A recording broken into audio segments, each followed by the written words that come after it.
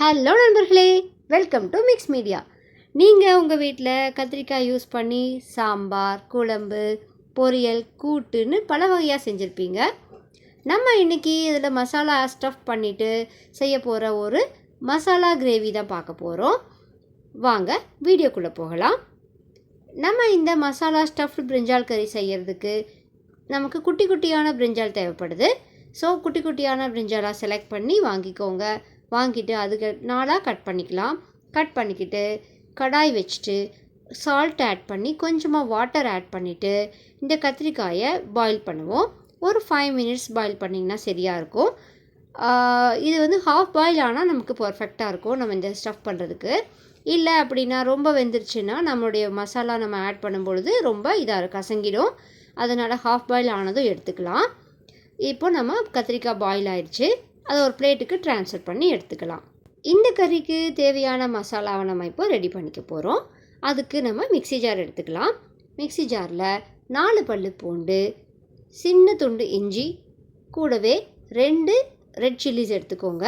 நமக்கு நல்லா கலர்ஃபுல்லாக இருக்கணும்னு நினச்சிங்கன்னா காஷ்மீரி சில்லியும் இது கூட நீங்கள் ஆட் பண்ணிக்கலாம். நம்ம கிரேவிக்கு எவ்வளோ தேங்காய் தேவைப்படுதோ நீங்கள் அவ்வளோ எடுத்துக்கலாம். நான் இப்போ ஒரு 1/2 கப் கோகோனட் எடுத்திருக்கேன். அது கூடவே கரம் மசாலாவான பட்டை, கிராம்பு, சோம்பு எல்லாமே ஆட் பண்ணிக்கோங்க. கூடவே மல்லித்தூள் ஆட் பண்ணிக்கோங்க. நான் இதுக்கு ஒரு ஹீப் ஃபுல் ஆஃப் மல்லித்தூள் ஆட் பண்ணியிருக்கேன். இந்த மல்லித்தூள் தான் இந்த மசாலாவுக்கு நல்ல ஒரு ஃப்ளேவர் கொடுக்கும். ஸோ நீங்கள் அதுக்கு தகுந்த மாதிரி ஆட் பண்ணிக்கோங்க. அது ஆட் பண்ணிவிட்டு நல்லா அரைச்சிட்டு வந்துடுங்க. இப்போ நம்ம அதுக்கு கடாய் வச்சுக்கலாம். கடாய் வச்சுட்டு ஆயில் ஊற்றிட்டு ஹீட் ஆனதும் கடுகு, உளுத்தம்பருப்பு, கருகாப்பில் இதெல்லாம் போட்டுக்கலாம். போட்டு நல்லா பொரிஞ்சு வரட்டும். அதுக்கப்புறமா நம்ம அரைச்சி வச்சுருக்கிற இந்த மசாலாவை ஆட் பண்ணிக்கலாம். இந்த மசாலாவை நம்ம ஆட் பண்ணி நல்லா கொஞ்சம் வணக்கணும். அப்போ இந்த ஆயில் லைட்டாக ஸ்ப்ரெட் ஆகி வரும். கூடவே நம்ம வாட்டர் ஆட் பண்ணிக்கலாம். நல்லா ஆட் பண்ணிவிட்டு நல்லா கொஞ்சம் நேரமாக கொதிச்சு வரட்டும். கூடவே சால்ட்டை ஆட் பண்ணிக்கோங்க. கொதித்து நல்லா பபிள்ஸாக வரும். நம்ம விட்ட வாட்டர் எல்லாமே நல்லா சுண்டி வர்ற வரைக்கும் வெயிட் பண்ணிக்கோங்க. அப்போ தான் நம்ம ஸ்டஃப் பண்ணுறதுக்கு ஈஸியாக இருக்கும். ஸோ இப்போது நமக்கு ஓரளவுக்கு நல்லா சுண்டி வந்துருச்சு. இன்னும் கொஞ்சமே வெயிட் பண்ணலாம். ஸோ தட் அந்த மசாலா ஃப்ளேவர் எல்லாமே அந்த பச்சையாக இருக்கிற ஸ்மெல் போகும். ஸோ வெயிட் பண்ணி நல்லா வணக்கி விடுங்க. அதுக்கப்புறமா நம்ம இதை பிரிஞ்சால்குள்ளே ஸ்டஃப் பண்ணலாம். ஸோ கொஞ்சம் கொஞ்சமாக எடுத்துகிட்டு இதை 4ஆக ஓப்பன் பண்ணி வச்சுருக்கிற இந்த பிரிஞ்சால்குள்ளே ஸ்டஃப் பண்ணிக்கலாம். இதே மாதிரி நம்ம சோயா சங்க்ஸ் யூஸ் பண்ணிவிட்டு மசாலா கறி செய்யலாம். சப்பாத்திக்கு ரொம்ப சூப்பராக இருக்கும். ட்ரை பண்ணி பாருங்கள். நான்வெஜ் பேராக இருந்தீங்க அப்படின்னா எக்கு இல்லை சிக்கன் யூஸ் பண்ணலாம்.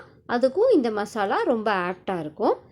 ட்ரை பண்ணி பார்த்துட்டு எங்களுக்கு கமெண்ட் செக்ஷனில் பின் பண்ணுங்கள். இப்போது நம்மளுடைய எல்லா பிரிஞ்சால்ஸ்குள்ளேயும் நம்ம ஸ்டஃப் பண்ணி எடுத்து முடிச்சதுக்கப்புறமா அடுத்த ஸ்டெப்புக்கு போகலாம். ஸோ ஒன்றா பொறுமையாக ஸ்டஃப் பண்ணுங்கள்.